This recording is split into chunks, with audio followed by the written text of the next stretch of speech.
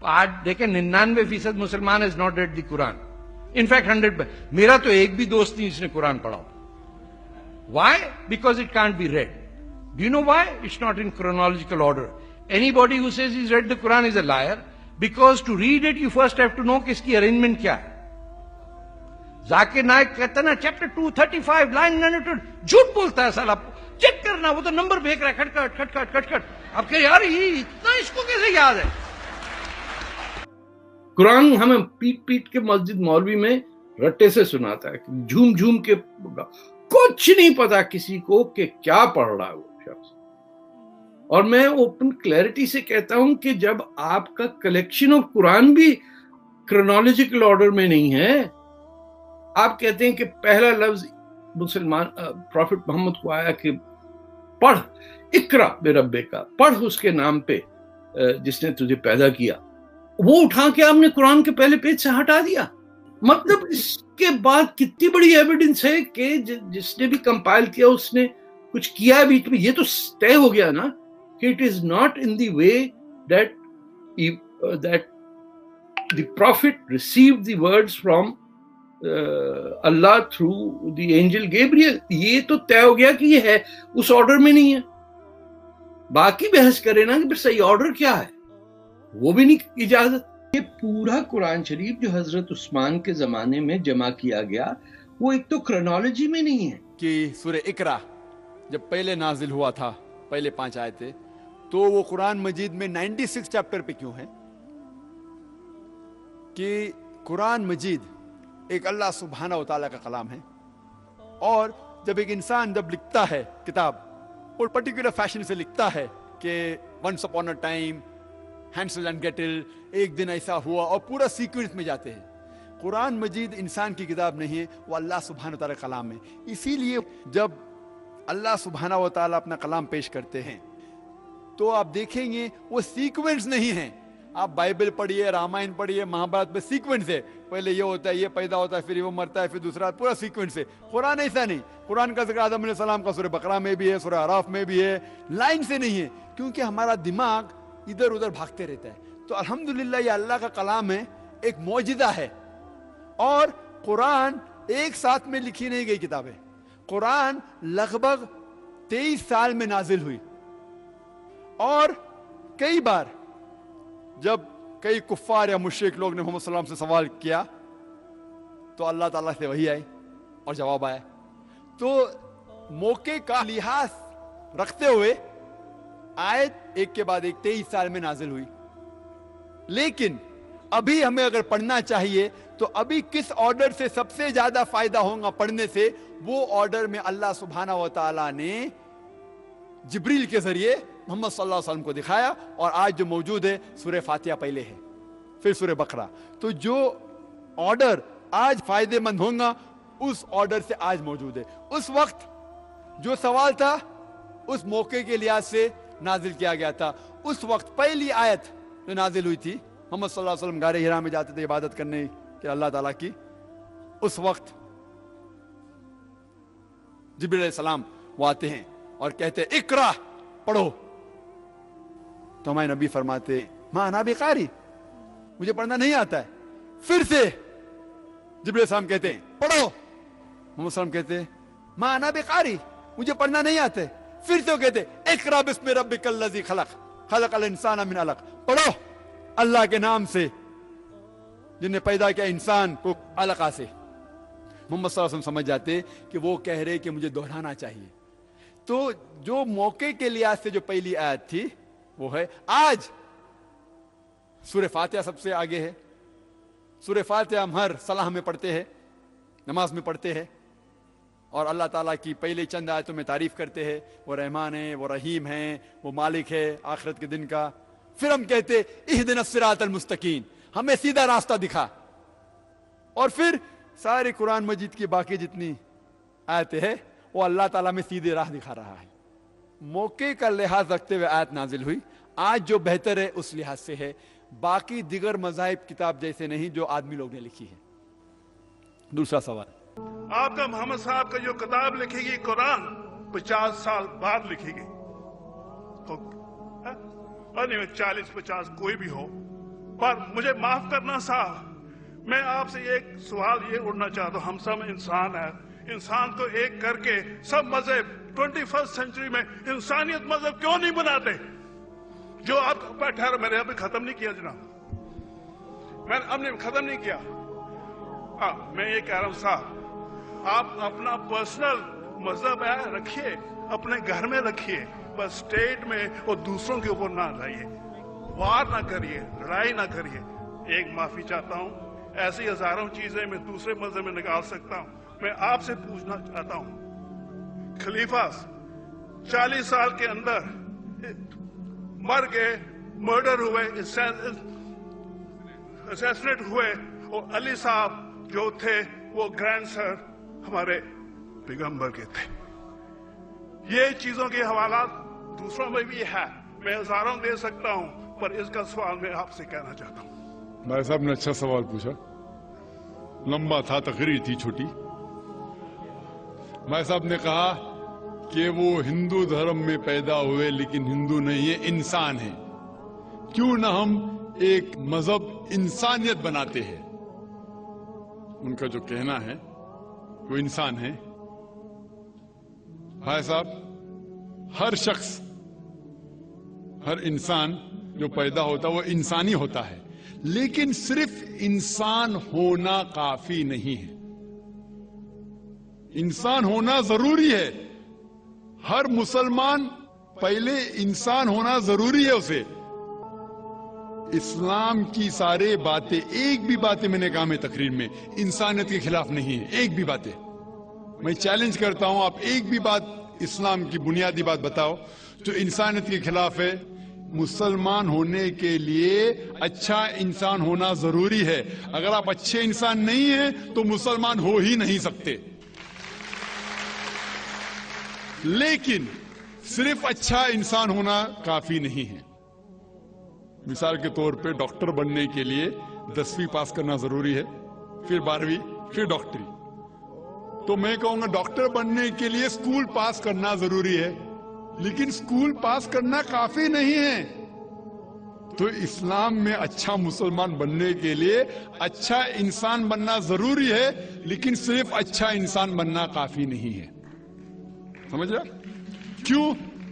क्योंकि इंसान को जिसने पैदा किया उसकी इबादत करना जरूरी है। जिसने आपको पैदा किया, जिसने आपको पैदा किया, उसकी अगर आप इबादत नहीं करेंगे तो इंसानियत के नाम पे कलंक है। आप कहते हैं कि मजहब, जितने मजहब है सब भेदभाव पैदा करता है, नफरत पैदा करता है। आपने कहा, शंकराचार्य ने बिल्कुल सही कहा। शंकराचार्य ने कहा कि कोई भी मजहब नहीं सिखाता कि आपस में भेदभाव करना। उनकी भी स्टडी है, मेरी भी स्टडी, आपकी भी स्टडी है। आपने कहा कि मैंने 10-12 साल किए, आपने 30 साल किए। अगर आप 30 साल किए उसका मतलब नहीं कि आप मुझसे अच्छे हैं, जरूरी नहीं है। मैंने नहीं कहा कि आपने कहा, मैंने ये भी नहीं कहा कि आपने कहा। मैंने कब कहा कि आपने कहा? मैं कह रहा हूं।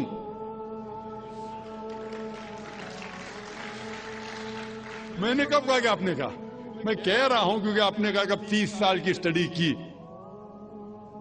मैं हिंदू मजहब पे भी चंद साल के, अल्हम्दुलिल्लाह सुम्मा अल्हम्दुलिल्लाह, कई शंकराचार्य से बात की, कई स्वामी जी से बात की, कई प्रीस्ट और फादर से अमेरिका में की। मैं तो अभी तक जवान हूं माशाअल्लाह, अल्लाह का फजल है, अल्लाह का फजल है। आपने कहा कि मजहब भेदभाव करता है,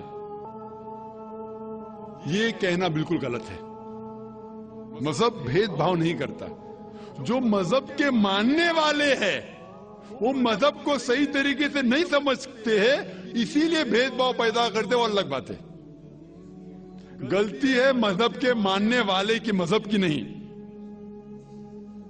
ये कह रहे हैं कि मजहब की, मिसाल के तौर पे एक मर्सिडीज कार है, मर्सिडीज कार है, मुझे ये जानना है कि मर्सिडीज कार कितनी अच्छी है। तो एक ड्राइवर मर्सिडीज कार चलाते जो ड्राइविंग जानते ही नहीं और मर्सिडीज कार को ठोक देते, तो किसकी गलती है, मर्सिडीज गाड़ी की कि ड्राइवर की?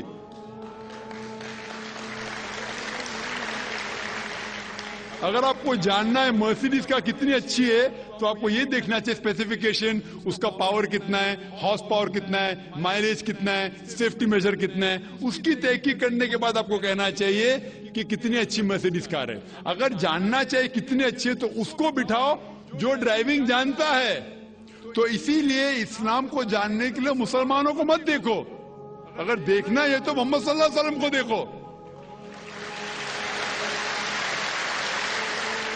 आप मुझे मत देखो, मुझे मत देखो, हमारे आज के मुसलमान को मत देखो।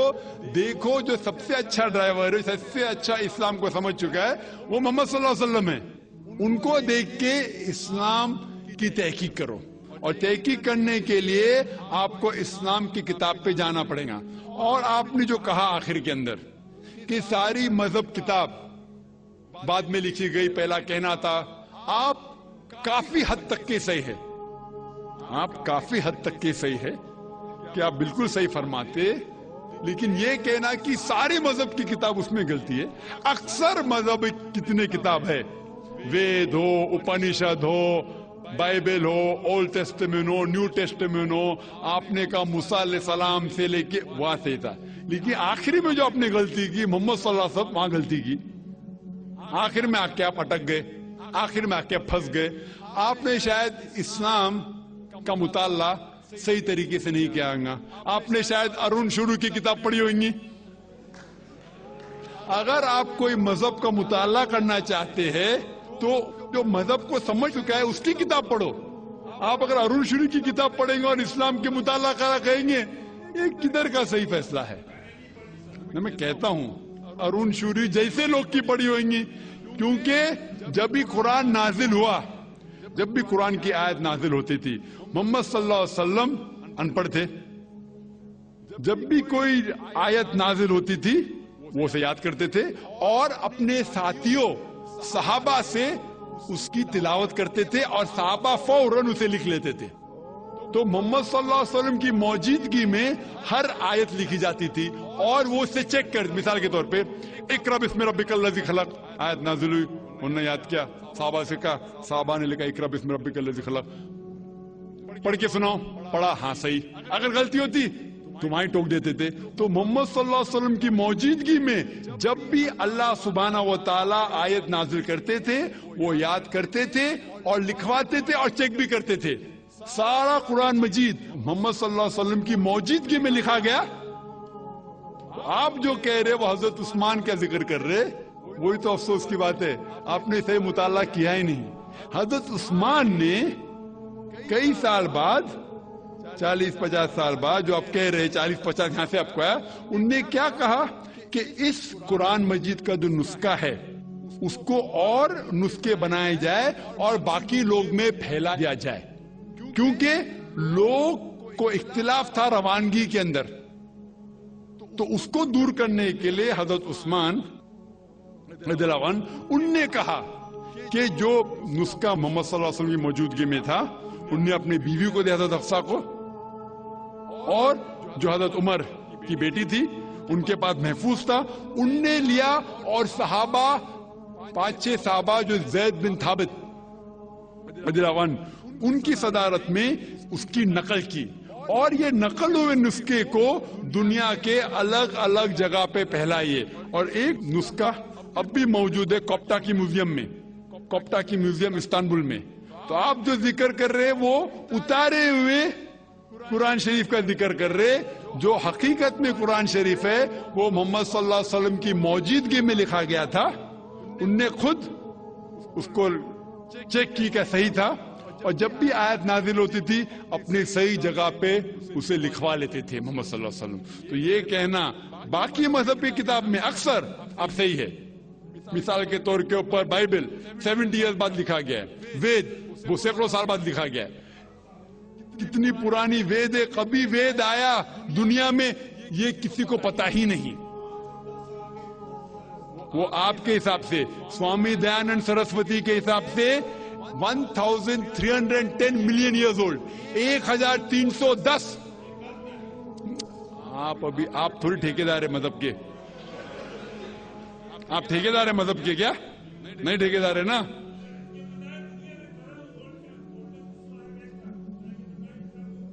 ہاں اس لیے او بھائی صاحب ہاں بالکل صحیح بھائی صاحب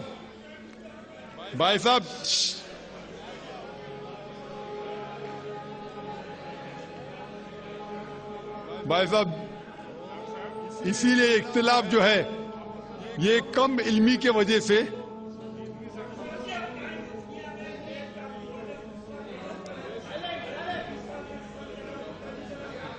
وید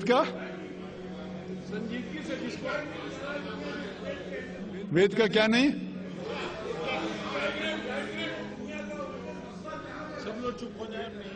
بھائی صاحب نے کہا کہ دنیا کا سب سے اولڈسٹ اسکرپٹ وید ہے، وہ کچھ ہسٹورینز کہتے، بٹ اولڈ ہونا مطلب نہیں کہ صحیح، جو کچھ اولڈ ہے وہ سب سے بہتر ہونا ضروری نہیں۔ مثال کے طور پہ میرے پاس پرانی گاڑی ہے 50 سال پرانی، اس کا مطلب نہیں کہ نئی گاڑی سے اچھی ہے۔ یہ بھی ہو سکتا ہے کہ پرانی گاڑی نئی گاڑی سے اچھی ہو سکتی ہے۔ میرے پاس مرسیڈیز کار ہے 5 سال پرانی، جو نئی ماروتی سے اچھی ہوئیں گی۔ تو یہ کہنا کہ کوئی کتاب یا کوئی مذہب پرانا اس لیے بہتر ہے، بالکل غلط ہے۔ جو آدمی کو عقل ہے وہ کبھی بھی ایسا نہیں کہے گا کہ پرانی چیز بہتر، نئی چیز بہتر۔ وہ چیز بہتر ہے جو حق کے اوپر ہے، جو چیز حق کے اوپر ہے وہ چیز بہتر ہے۔ تو بھائی صاحب آپ کی جو تحقیق ہے مذہبی کتابوں پہ ذرا کمزور اور غلط ہے، آپ کو پھر سے اور 30 سال لگانے پڑے گا انشاءاللہ۔